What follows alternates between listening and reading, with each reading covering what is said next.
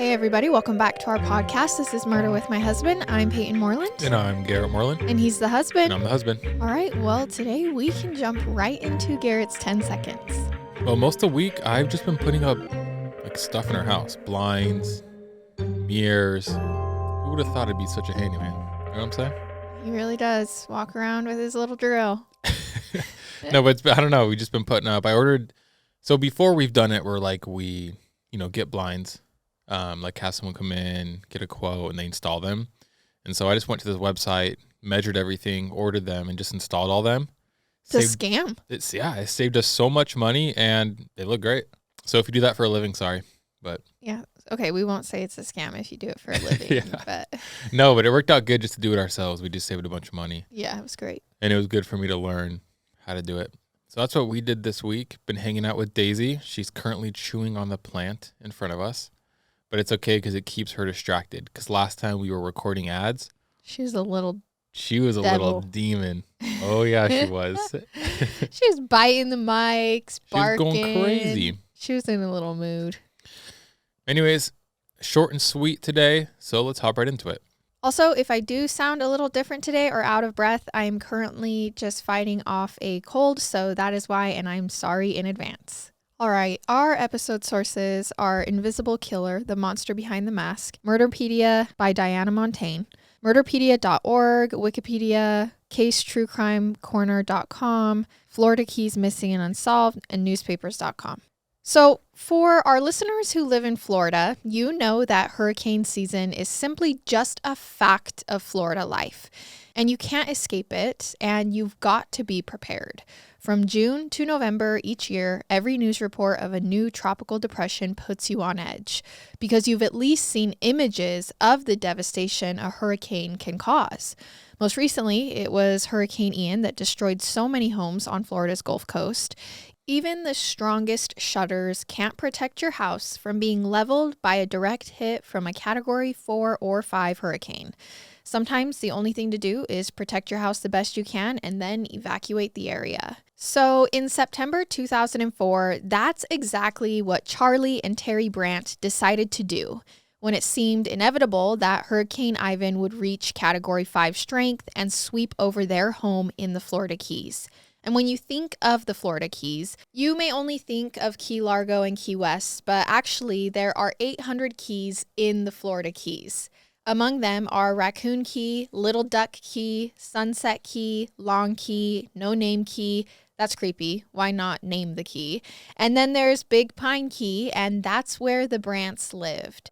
Charlie Brandt was a 47-year-old radar technician who worked for Lockheed Martin, and he'd been married to his wife, Terry, since 1986.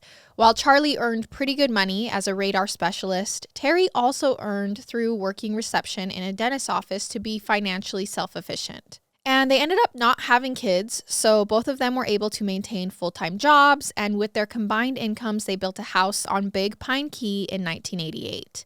And now, in September 2004, they were faced with the possibility that this house, the one that they'd now shared for over 15 years, could possibly be destroyed by the forces of nature.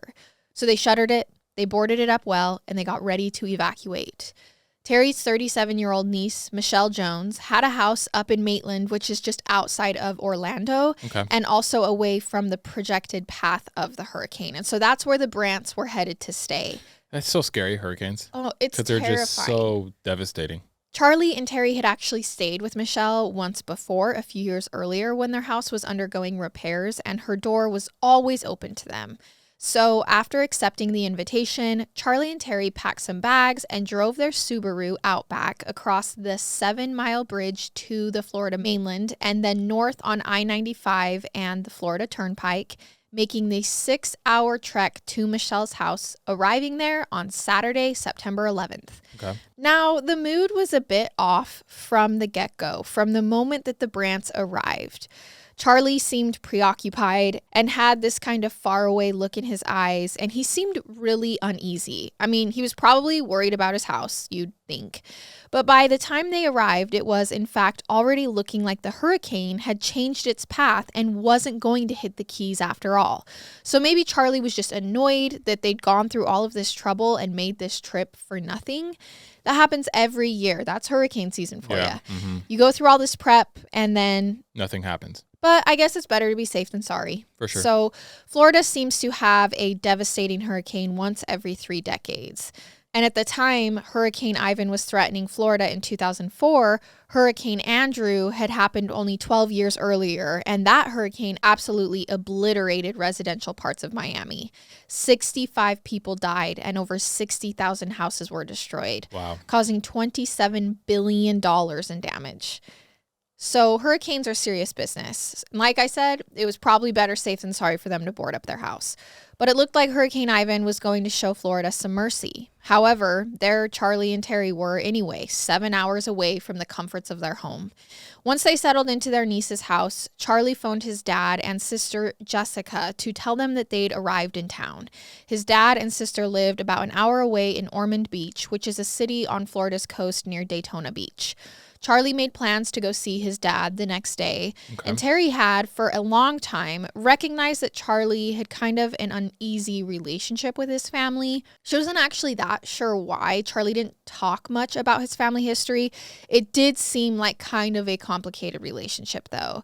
In fact, Charlie didn't even invite his family to the wedding. But then again, neither did Terry.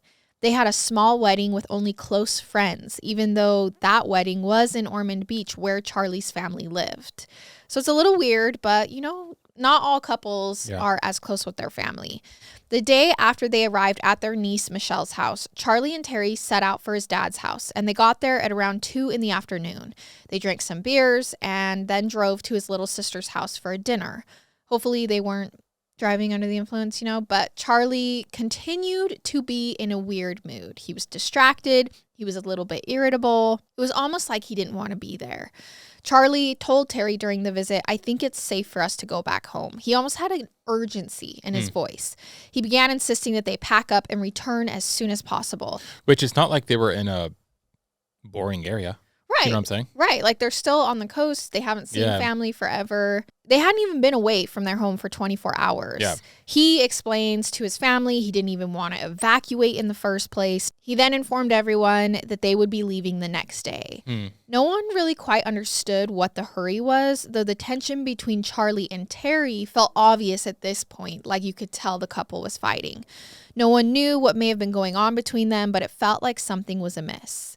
Meanwhile, Charlie's older sister, Angela, wasn't able to join the family get-together, but Charlie gave her a call just to check in. She told him that she was sorry she hadn't been able to attend, but asked him if they could maybe get together the following day, but Charlie said it wasn't possible. "Sorry, I have plans," he said. "We're staying with Michelle, maybe next time." At the end of the evening, as Charlie and Terry were saying goodbye to his family, Charlie's clipped demeanor suddenly changed. Maybe it was all that alcohol that made him finally open up, because Charlie hugged his family as though it was the last time he'd ever see them. They then drove back to their niece Michelle's house, and by this point, Hurricane Ivan had already bypassed the Keys, shifted its path, and appeared to be headed toward Alabama. I'm curious what he could have done. I mean, it sounds like he was just gone with his family, but they left the house. Like what? Like, is there a dead body in the house? Like, what's going on? I know. Why is he so urgent to get back? So urgent, yeah. I mean, well, if you drive the 7 hours thinking you're just going to wait out the hurricane and then the hurricane doesn't come, it's not like you had any plans there. So maybe he's like, I just want to get home. Yeah, maybe. I don't know. Either way, Florida had been spared entirely. But then the next day, on Monday, Charlie appeared to be as fickle as the hurricane. He now wanted to stick around another day. And Terry was growing annoyed by her husband's indecisiveness. What? Yeah, she's like, "What do you mean?" As the day wore on, both Charlie and Terry were drinking pretty much nonstop, and their interaction was growing tenser and more contentious. It was uncomfortable for Michelle, not just because they were in her home and not just because they were her family. She didn't like seeing them fight, but it was a total contrast with their personalities. They were both a bit eccentric in their own specific ways. Terry was what you'd call a free spirit, a late-blooming flower child who pretty much said whatever was on her mind at any given time. Charlie had an engineering brain with a kind of goofily, awkward presence, and he was the sort of guy who always wore shorts and the Hawaiian shirts. Yeah, I know what you're talking about. He had a rugged, outdoorsy kind of charm, but now, in the presence of their niece in her home, there was no trace of that charm. It was just pure acrimony from the time they got up till the sunset. That evening, Michelle got a call from a friend of hers, a friend named Lisa Emmons. Lisa was checking in on plans that they'd had to hang out that night at Michelle's place. But on this particular night, Michelle discouraged Lisa from coming over. Things were tense, she explained. Her aunt and uncle were staying with her. They'd been drinking all day, and they just had a huge argument. And Lisa was like, okay, that's okay. That sucks. I'm sorry. That's an awkward situation to be in, a third wheel in your own home, basically. So she says, I'll just check in tomorrow. Michelle was grateful to her friend for her flexibility and looked forward to giving her the play-by-play the following day once her aunt and uncle hopefully had gone back home. I don't know where this is going. I have no idea right now. Well, I'm not going to tell you. Okay. So the next day, Lisa called Michelle's house, but the phone just rang and rang. No one answered. She waited a little while longer and called back, but again, there was still no answer. Then another friend of Michelle's called the house, a friend named Debbie Knight, and she also got no answer. And she'd called the house several times that day, as did members of Michelle's family. The calls all went unanswered all day long. On Wednesday, the next day, Debbie called her mom and told her she was worried about her friend Michelle. She couldn't figure out why she'd be unavailable for so long. It was out of character for her. She says, I'm going to go over to the house, stay on the phone with me. I just want to check. So she drove over to Michelle's house, which was pretty close by. She got out of her car and knocked on the front door and waited, but no one came to the door. She couldn't hear anyone inside. She tried turning the knob, but it was locked, and the window shades were all drawn. So she went around to the garage and tried pulling up the garage door, and it started to move. It was unlocked. She pulled it up and walked into the garage, and once inside, she was shocked by what she saw. It was Charlie Brandt, Michelle's uncle, hanging by his neck from the rafters. He was hanging by bed sheets, and he had already begun decomposing. Debbie was shaken, and her mother could hear it. What's wrong? Her mom asked. Debbie told her, Michelle's uncle Charlie, I think, hanged himself. He's dead right in front of me. So her mom urged her to hang up the phone and call the police, so she did. Police and paramedics arrived, and police entered the house and immediately realized that Charlie Brandt, hanging from the rafters, was only a preview of the horrors that awaited them inside. I was going to say, where's the rest of them? Right? Slumped over on the couch in the living room was the body of Terry Brandt. That's Charlie's wife. She had 7 stab wounds. And in her bedroom was Terry's niece, Michelle. And the condition of Michelle's body made all the first responders lose their composure. She hadn't just been stabbed. She had been decapitated. What? Disemboweled. Her heart was cut out of her, as well as all of her other organs. Her left leg was removed with what appeared to be surgical precision, and both of her breasts had been cut off. How is this even possible? And then Michelle's head had been placed on the bed next to her and turned towards her as though facing the rest of her body. And it's, obviously the most shocking scene that these law enforcement professionals had ever seen. In Michelle's kitchen, police found knives that appeared to have been the instruments used to kill and dismember. This appeared to be no ordinary murder-suicide, which is what it looked like. Not that there's any such thing as an ordinary murder-suicide, but there was clearly something deeper at work here. Something sick. A search of the Brandt's house down in Big Pine Key, the house that they had just temporarily evacuated, revealed a few of the pieces to the puzzle. Inside the house, they found a vast collection among Charlie Brandt's stuff of books about surgery, as well as posters and clippings of both images from surgery as well as lingerie pictures. Charlie was a monthly subscriber to Victoria's Secret catalogs. And the search history on his computer revealed that he frequently searched online for stuff like autopsy photos and sexual violent images, even visiting snuff film websites. A snuff film, for those who don't know, is an amateur movie made for the purpose of documenting an actual murder for the entertainment of the sickos behind the camera and whatever sickos might be drawn to I didn't know that. I thought it was something else completely. So sickos obviously like Charlie Brandt, but what Jeez investigators Louise. began learning, and maybe this is the reason Charlie didn't want his family at his wedding, was that everyone in Charlie's family already knew he was a murderer. What? And How? had worn this title for most of his life. It all began back on January 4th, 1971. Why is the wife even with him? When Charlie Brandt was only 13 years old.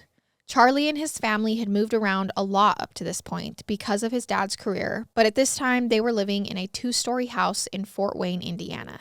And they had just returned home from a vacation in Florida, which was where the kids' grandparents lived. At this time, Charlie's immediate family consisted of himself, his father Herbert, his mother Ilsa, and his 3 sisters, Angela, Melanie, and Jessica. Angela was older than Charlie. She was 15, while Jessica and Melanie were 3 years old and 2 years old, respectively. So there was quite a big shift in between. Okay. And their mother, Ilsa, was 8 months pregnant with what would be another child. Now, Charlie had never up to this point had any significant issues. He seemed like a normal kid. Described by those who knew him, he was quiet and well-behaved. I don't think that would be a normal kid. Yeah. Quiet and well-behaved. But on that evening, Charlie did something no one could have expected. While his father was shaving and getting ready to turn in for the evening, and his very pregnant mother was soaking in the bathtub a few feet away, and his sister Angela was reading in her bedroom, and his 2 younger sisters were already in bed, Charlie walked into the bathroom where his mother was bathing and his father was shaving, and he walked in with his father's fully loaded Luger pistol, which Charlie had plucked from his dad's nightstand. His parents were distracted, talking to each other, and didn't even notice as Charlie, 13-year-old, raised the gun and pointed it at his dad. No way. And just as his old man looked into the mirror and saw what was happening, he yelled, "Charlie, don't," right as Charlie fired 1 bullet into his father's back. Oh my gosh. He then walked over to the bathtub where his mother watched in horror as her 13-year-old son fired 5 rounds into her at nearly point-blank range. I'm so confused. The last words Ilsa managed to yell out were, "Angela, call the police," and she then slumped into the bathtub and died. Angela approached the bathroom door and saw the horrific scene inside, and just then, Charlie pointed the gun at his sister and pulled the trigger, but the gun jammed. Angela begged her brother to stop, but he appeared unreachable. He had a faraway look in his eyes, a cold, glazed-over expression, like he was in a daze. He then lunged at his sister and attacked her, and as they struggled, Angela kept telling her brother that she loved him, over and over again, and she saw that blank expression start to disappear, as though wherever Charlie had gone, he was returning. He was coming back to his senses. He then asked his sister, "What did I do?" Angela told him she didn't know, but they'd work through it and everything was going to be okay. Gosh, I have a hard time with this. I don't know. I don't know how I feel. I don't think I'm going to express how I feel because I don't know how I feel. I just think it's crazy. He killed his mom and dad at 13 years old. I mean, 13, you know, between right and wrong at that point. And he didn't go to jail? Obviously, something's not right. 100%. So how is he out in the world? We'll get there. Okay. She gave him some blankets and asked him to take them upstairs and get Melanie and Jessica so they could leave the house and seek help. Angela watched as Charlie walked up the stairs backwards, facing her the entire time, begging her not to leave him.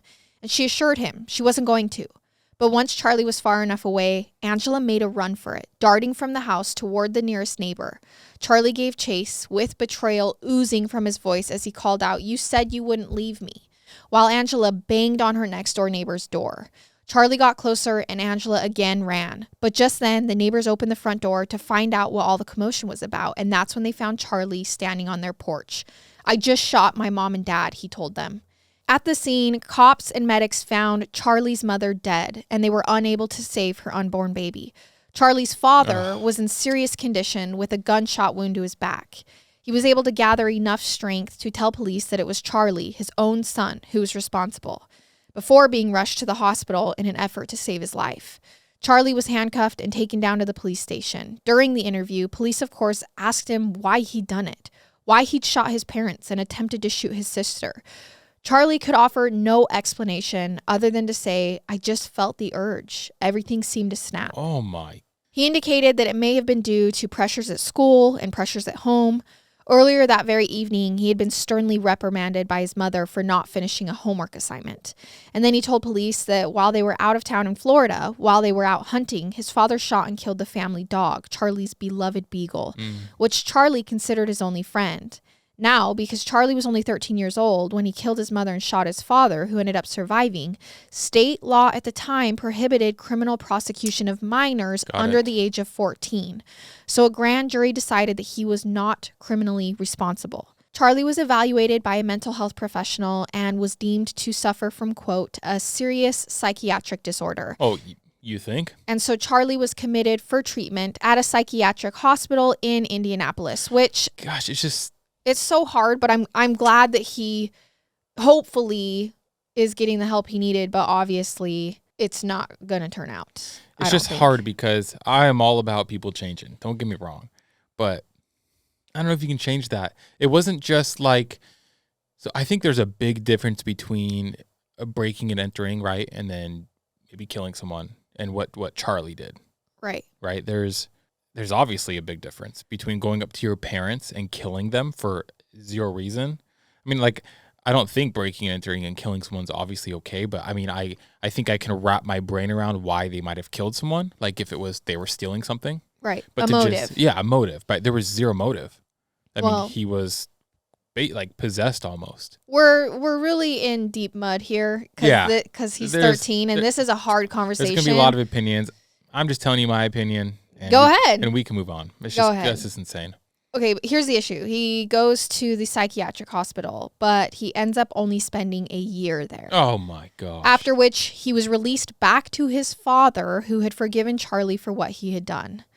And Herbert imposed a strict family policy forbidding any discussion of what had happened that evening in 1971, which, okay.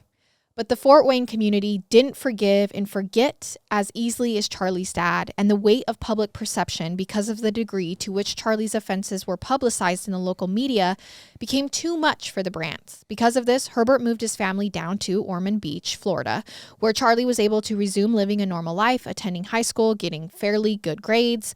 Herbert eventually met someone new and remarried, and that's when he packed up the family, his new wife, and the two younger daughters, Melanie and Jessica, and moved them back to Fort Wayne, Indiana, leaving Charlie and his sister Angela behind in Ormond Beach, where Charlie lived with his grandparents until he finished high school.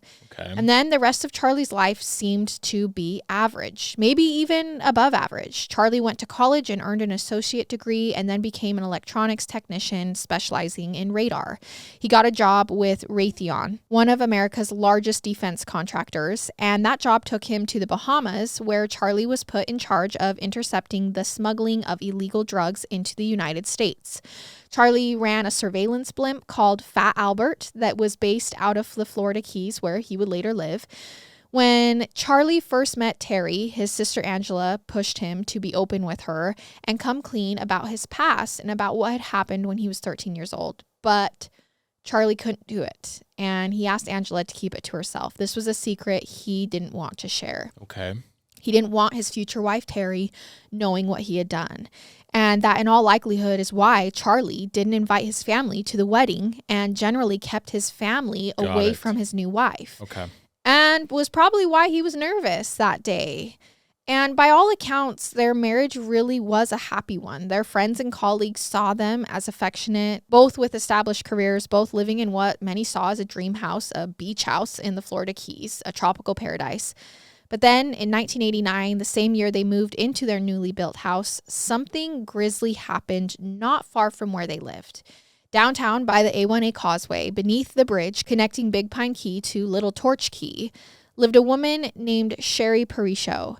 Now, Sherry was 39 years old and known to locals as the transient who lived down by the bridge. But Sherry was homeless by choice. She was like Terry Brandt, whom she didn't know, a free spirit. Her spirit was merely free in a different way. She was a former beauty queen with an IQ approaching genius level.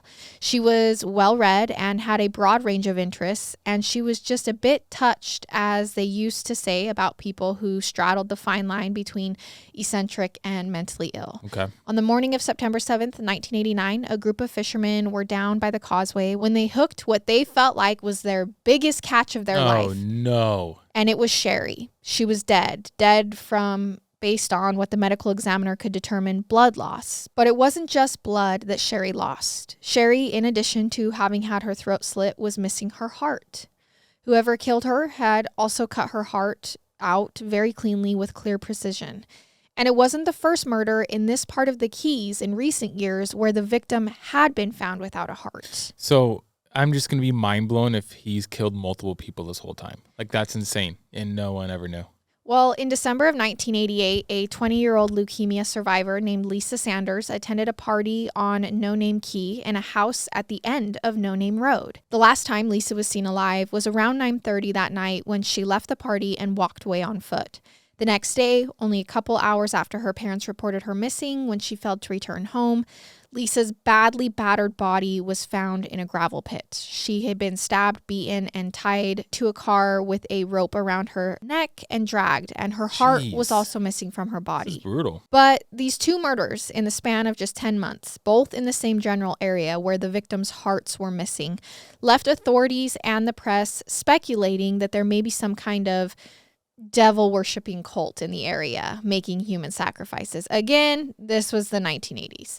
But one person who wasn't convinced that it was a cult was Terry Brandt, the wife of Charlie Brandt. She'd heard about Sherry's murder. I mean, obviously, it was just a quarter mile away from the Brandt's home. And there was a composite sketch of a suspicious man seen crossing the highway the night of Sherry's murder. And that sketch sort of looked like Charlie, her husband. But the thing that really shook Terry was that very same night, she came home to find Charlie inside the fish cleaning room of their house. That's right, they had a fish cleaning room.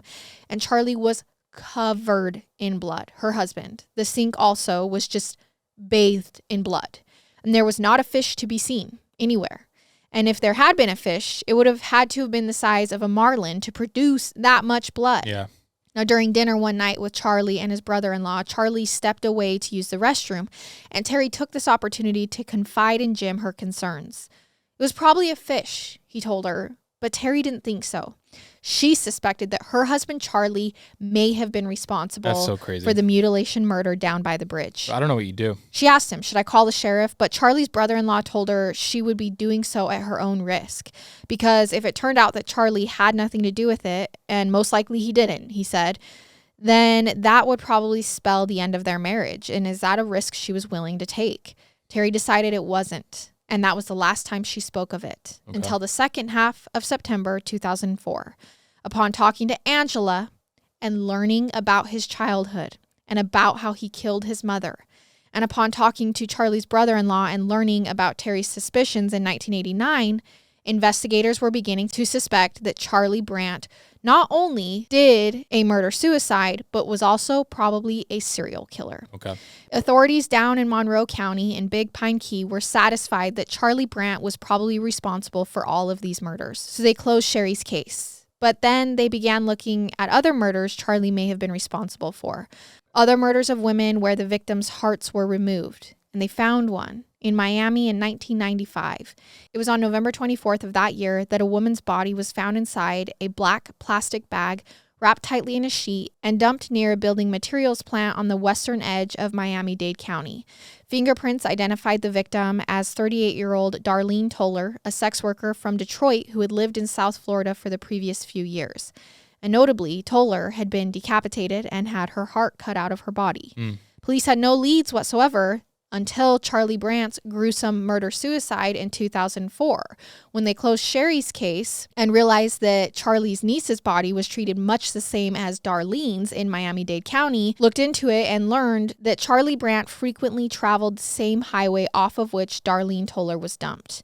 And he also kept meticulous mileage records of all of his travels. And the day that Darlene was estimated to have been killed, November 23rd, Brandt's mileage log showed an entry for 100 miles, which would have been exactly the distance to and from Big Pine Key and where Darlene's body was found. Why would he cut the hearts out? Like, what does this have to do with anything? Oh, I think he just had some problems. That's so weird, like killing someone, but then doing what he did afterwards is a whole nother. I thought maybe he was selling them or trying to get money, but no, he was just doing it because he's a serial killer. Because he's insane. And so police are like, dang, this guy has killed more than we think. And they look further back in 1978, a 12-year-old girl named Carol Sullivan was abducted from a school bus stop in Volusia County where Charlie Brandt was living at the time. Her skull was later found in a bucket. And it was because of this, because of the likelihood that she had been decapitated, that police also consider Brandt a possible suspect in her murder.